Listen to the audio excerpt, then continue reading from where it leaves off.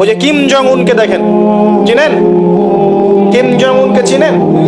কোথাকার প্রেসিডেন্ট? তার দেশের মানুষ খাবার খেতে পারে না, আর সে মিসাইল বানায় বসে বসে। আর আমেরিকা পশ্চিমা থেকে ভয় দেখায়, ভয় দেখায় না? দেখেছেন?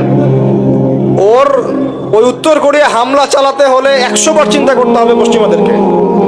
হ্যাঁ, কারণ সে 8-10টা মুসলিম কান্ট্রির মতো না যাদের কাছে এরকম কোনো অস্ত্র নাই।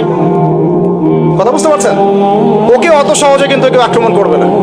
তারপরেও আবার চায়নার সাথে ওর বন্ধুত্ব আছে, রাশিয়ার সাথে ওর বন্ধুত্ব আছে, ঠিক আছে? এর একটা অ্যালায়েন্স, এটাকে জিও পলিটিক্যাল ভাষায় ওদের অ্যালায়েন্স বলে। তো ওরা শক্তিশালী হলো কিভাবে? শুধুমাত্র ফাইন্যান্স দিয়ে না, এখানে পলিটিক্যাল ভিত্তি শক্ত, অস্ত্র শস্ত্র তাদের আছে। এখন বহির্বিশ্বের শত্রুরা ওদের দিকে চোখ তুলতে পারছে না, এত সহজ না। দেখেন আমাদের পিছিয়ে পড়ার এগুলো কারণ আছে। মুসলিম কান্ট্রিগুলোর দিকে তাকায় দেখেন, কয়টা মুসলিম কান্ট্রি এইসব ক্ষেত্রে স্বয়ংসম্পূর্ণ? কয়টা কান্ট্রি দেখবেন? বিশ্বকাপ আয়োজন করে বেড়াচ্ছে, বিশ্বকাপ ফুটবল আয়োজন করে বেড়াচ্ছে, পাশে ইয়েমেন সিরিয়ার মানুষ খেয়ে না খেয়ে মরে যায়, দেখার সুযোগ নাই। কি করছে? ওইখানে বেস ক্যাম্প দিয়ে রেখেছে পশ্চিমাদের জন্য, ওখানে বেস ক্যাম্প ঘাঁটি দিয়ে রেখেছে পশ্চিমাদের জন্য। এবং বহু মুসলিম কান্ট্রি যারা মানে আমাদের কাছে এখন আইডল হয়ে বসে আছে, ভিতরে ভিতরে ইহুদি খ্রিস্টানদের সাথে বন্ধুত্ব করে বসে আছে। তারা উঠতে বললে ওঠে, তারা বসতে বললে বসে, ওদের ইশারায় কাজ করে কি না? জিও পলিটিক্যাল ভিত্তি দুর্বল, ইকোনমিক ভিত্তি দুর্বল, ফাইন্যান্স দুর্বল, আর আমরা আধ্যাত্মিক অত্যন্ত দুর্বলই।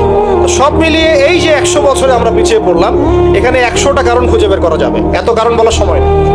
এখন প্রসঙ্গে আসেন, এভাবেই কি চলতে থাকবে না উত্তরণের কোনো পথ আছে? আমরা কি চাই যে আমরা সে আবার ওই ইসলামের সোনালী যুগে ফিরতে পারি? না, গলায় তো সাউন্ড নাই। আমরা তো মনে হয় চাই না যে আবার ইসলাম ফিরে আসুক পরিপূর্ণরূপে। আমরা চাই বা না চাই, আল্লাহ রাব্বুল আলামিন তার নবীর মাধ্যমে জানিয়ে দিয়েছেন সভ্যতা শেষ হবে একজন নবীর হাতে, তার নাম নবী ঈসা ইবনে মারিয়াম। তিনি 40 বছর এই বিশ্ব শাসন করবেন, তার আগে কিয়ামত হবে না। এই যে আলামাতুস সাআ নিয়ে অনেক কথা আমি বলেছি, এটাও শুনে রাখেন, কিয়ামত হবে না ইনশাআল্লাহ ততদিন পর্যন্ত যতদিন পর্যন্ত নবী ঈসা ইবনে মারিয়াম আবার না আসছেন এবং 40 বছর বিশ্ব শাসন না করছেন।